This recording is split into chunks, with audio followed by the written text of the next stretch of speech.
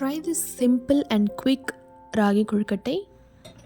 For that, I am adding 1 cup of ragi flour into a pan and dry roast it for about 4 to 5 minutes until a nice aroma comes. Then turn off the flame and let it cool down. Meanwhile, into a mixer jar, I am adding 1 cup of Aval or Poha and 2 pods of cardamom for a nice flavor and powder it.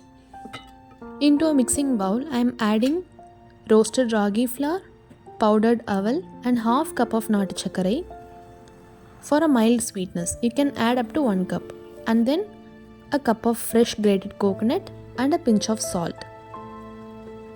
Now I am giving a good mix and adding water little by little. I am going to combine the mix. Don't add water at one go because we don't want a smooth dough-like consistency. We just need to combine them. Then by taking a small portion of dough in my palms, I am going to just hold it and give a shape and assemble them into a steamer plate. These are very healthy, easy to prepare, nutritious and tasty too. Now I am going to steam cook it for about 10 minutes. Enjoy this as a breakfast or an evening snack. Your kids will definitely enjoy this. Thank you.